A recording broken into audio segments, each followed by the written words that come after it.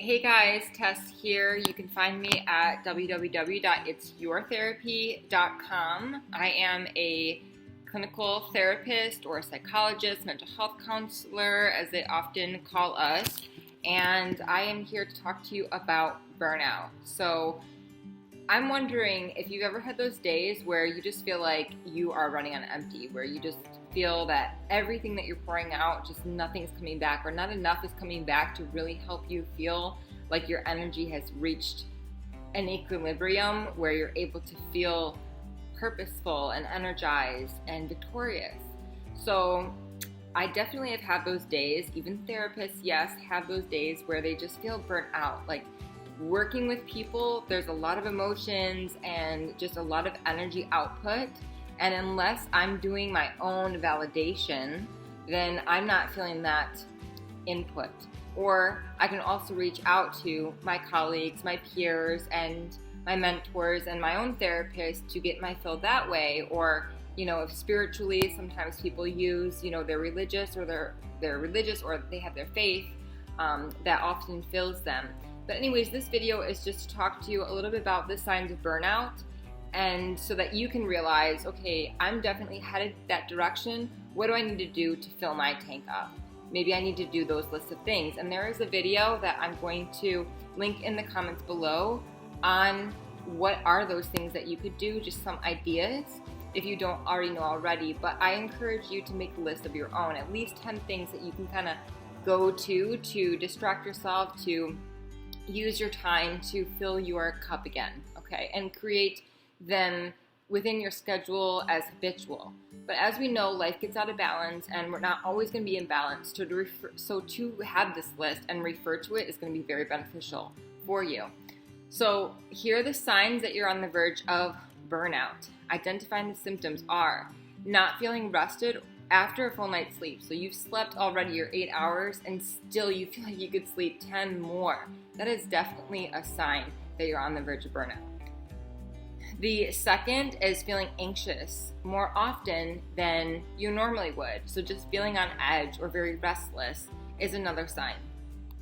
Feeling emotions more intensely. So whether it be anger, surprise, or happiness, all those emotions feel like they're exemplified, or they're intensified rather, and you're feeling them more than what you would normally feel, to the point where maybe it's difficult to control them. That would be a sign of burnout. The fourth thing is numbing emotions or feeling less emotions. So sometimes we suppress emotions, we avoid our emotions, we push them aside, we push them down. Not dealing with our emotions is definitely a sign of burnout, because it takes extra energy to process the feelings and the emotions that you experience throughout the day. And wanting to just kind of numb out and zone out from the day is definitely a sign of burnout. The fifth thing is feeling irritable. So feeling just like your nervous system is harder to control. There's just like an irritation, agitation, just negativity overall that you feel, which also changes your perception of yourself towards others, towards things, towards life. And there's just like this irritable sensation that lives with you throughout the day. And the sixth thing is noticing that you haven't scheduled or participated in anything lately that you find enjoyable. So just doing things like play, just for the sake of doing them and enjoying them, not for any other reason, for compensation, for potential gain in the future, to serve someone else or even serve yourself, but just doing things for the sake of enjoyment, just doing them because they bring nothing except for pure joy. If you're not doing those things, that's definitely a sign of burnout. And it's something that you can implement in the future, or right now even, to feel that you or basically conquer that burnout. It's a start anyways. All right. The next thing is noticing that you feel more stressed. So just overall, like feelings of overwhelm, or like you're taking on too much. Like you just have this kind of knowing and this feeling that, maybe I'm doing more than, not that I'm capable of, because you're always capable of more, but at what cost? So you're starting to feel like internally breaking down, because more becomes stressful, and certain needs are not being met can cause some stress, okay? So feeling more stressed overall, and feeling or noticing that it is harder to tolerate others. So are you having a difficult time when, maybe there's a point in your life where somebody comes in and they're very, they're pushing your buttons, but you're able to calm yourself down, take a step back, zoom out of the picture, and respond appropriately. If that is the case, that's great. If it's not the case and you're finding yourself really having to try hard to not just react towards that person, and you have those people in your lives or situations that are pushing your buttons and it's getting harder and harder to white knuckle it and not react, that's definitely a sign of burnout. The next thing is lacking basic self-care. So are you doing things that make you feel rejuvenated and fulfilled? If those things are lacking, your energy is lacking, your vitality is lacking, and you're not really taking care of yourself. Sometimes just basic hygiene, like are you, cutting out your morning routine, or are you really taking care of yourself, doing your hair, doing your makeup for, if that's the sort of routine that you do, or, taking more time to get dressed, or taking time to think about things. All of those self-care things that we do along the days that are just for us. If you find yourself taking those things away for the sake of doing your job or something else, addiction, or thinking about others too much and not yourself, if that self-care is taken away, then that's definitely a sign of burnout. Also, difficulty concentrating. So if it's obviously, we know that it's an epidemic these days that everybody has ADHD, or it's so difficult to concentrate with being bombarded with all the different stimuli that we're faced with in a day. But if you really notice that your focus is worse than normal, if your concentration is even,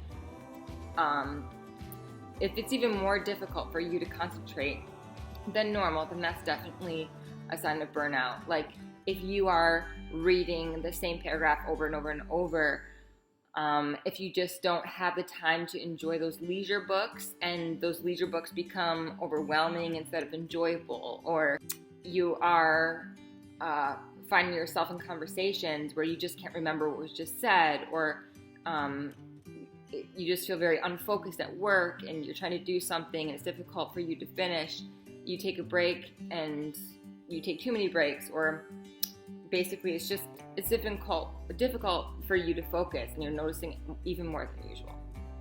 All right, and the next thing is lacking creativity. So are you usually innovative? Do you usually have a lot of ideas?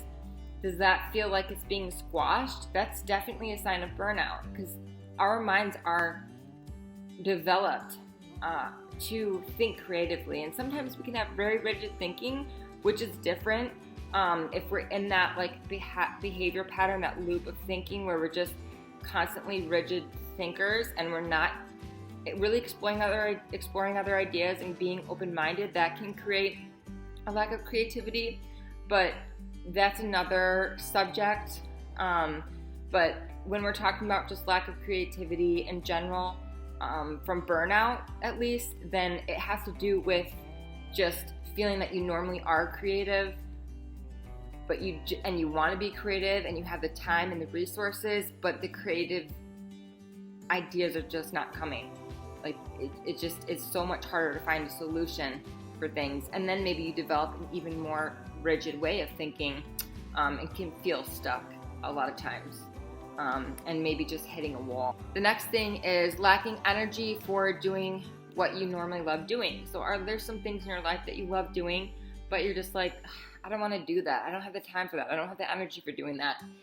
Whether it be working out or hanging out with friends, or, doing crafts, or if you're artistic, doing something artistic, or dancing, or whatever it is that you find fun and enjoyable, but you feel like the energy to get up and go to do those things feels like too much energy, and then you just don't do it.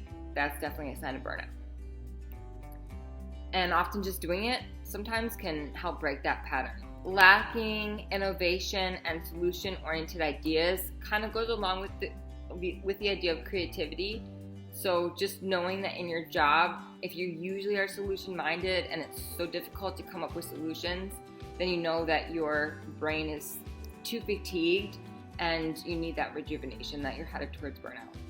The next thing is your work is lacking depth, quality, and basically overall just lacking. So usually you do a better job than what you're used to, but you notice that the quality is not what it used to. Maybe you're a graphic designer and you see that you're just not trying as much as you usually would, or even in, if you do notes or if you do architecture or whatever it is that you do, and then you're realizing, I know I could give a lot more to this, but you just don't feel like you have the energy. That's definitely a sign of burnout, guys. All right, the next thing is you stop making your promises, or making promises feels stressful and strains you to keep them. So you're typically the type of person that is reliable, and it's getting harder and harder and feeling even stressful and overwhelming to keep those promises, to be that reliable person, because it just feels like another, brick on your already overweighted bag. The next thing is feeling like you are living more in the past or in the future. So there's always like this past and future that we're living in, but if the now is so much harder to live in, we're too much in the past or too much in the future and not enough in the now. Otherwise, are we really living? If we're not at least living 80% in the now, then that's a sign of burnout right there. It's so much harder to stay in the moment and take in what is happening now. The last but not least thing is gaining positive peer support from those that share your burden but don't pity you. So if you feel that you're around a lot of negativity and you're noticing that, then the idea is that you find positive people to hang around so that you take yourself out of that mindset. But if you notice that the people that you're around are mostly negative and they're more takers than givers, then that's definitely a sign of burnout. So then, of course, doing the opposite, finding more givers than takers, is going to do the opposite. It's going to make you feel more fulfilled and less burnout. Okay, so more tips on what you can do now that you know that you're kind of down that road of burnout, or you've noticed some of these signs or symptoms, is you can get a schedule, get your workbook out, where you schedule everything that you do in a week, and put in those times of those enjoyment activities. What is a list? Make a list of at least 10 things that you enjoy, and schedule at least one or two of those things every single day that you can do, that is going to prove to you that you're worth it, that you come first, and it helps set your priorities, and in the long run will keep you from burning out, because you're filling your cup so that you have more to give to whomever, whatever situation at hand that is required of you.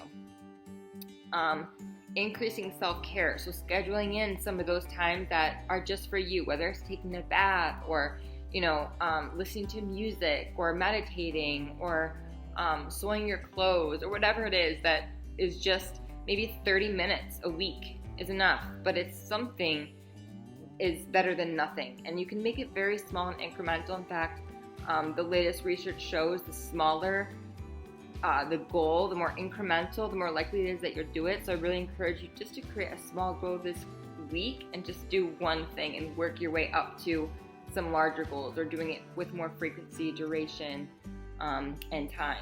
The next thing is decreasing time spent on busy work. So where in your schedule are you just doing so many things that just really aren't important? Maybe you can delegate them, or maybe they're just really not important and you can focus your energies on what is really important.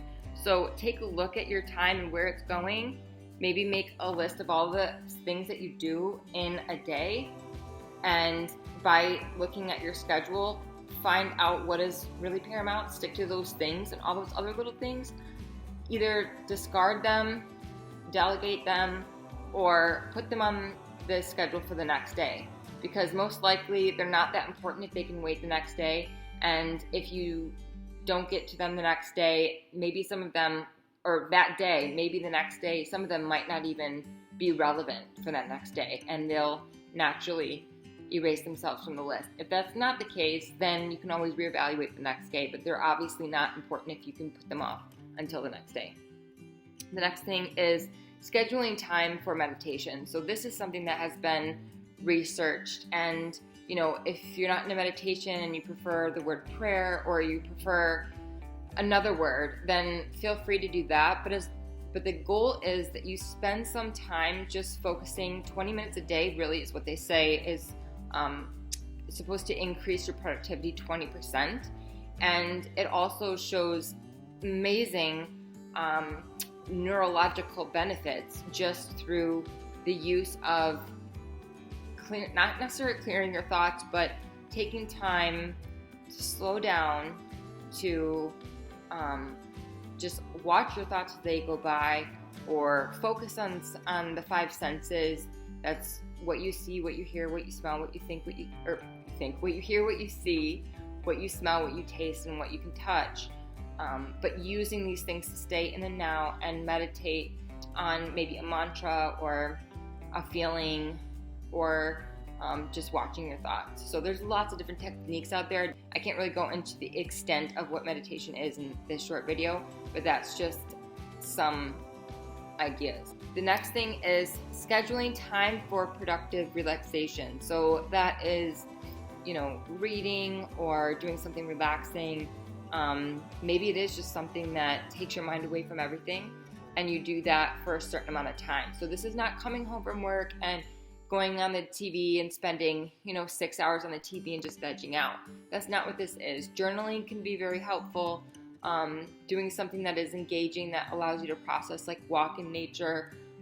Sometimes it can be TV, but I would just limit those like mind-numbing activities, surfing the web, things like that, to 30 minutes to an hour and a half a day, to be realistic. But the less you can do of that, really the more rejuvenated you'll end up feeling at the end, because your brain is really trying to process these things. But we need to do something to allow it to process in the subconscious, where we're not consciously thinking about it, but we're doing something and it's just kind of processing in the background. Cleaning is another really good one for this. Very last thing is scheduling or prioritizing activities that force you to stay present and live in the now. So this could be like a recreational volleyball team, or something that really just takes you out of yourself but engages you at the same time. So working out for me does that. Like, I love stuff like CrossFit, not necessarily CrossFit. It's great if you do CrossFit. That's a really, really amazing way to just get yourself out of yourself but stay engaged and connected to yourself at the same time. Dance therapy is another one. I love to dance. I personally do like Zumba, things like that, that just really make you feel alive, in the moment, vibrant, full of vitality, and just energizes you and your spirit, your soul, your mind, everything, and kind of brings everything into harmony. That's definitely recommended. So if you guys have any other tips or tricks to prevent or deal with burnout, definitely leave them in the comments below. We'll be looking for your comments.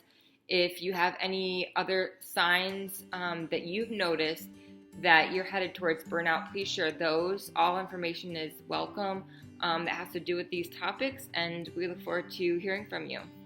Until next time, bye.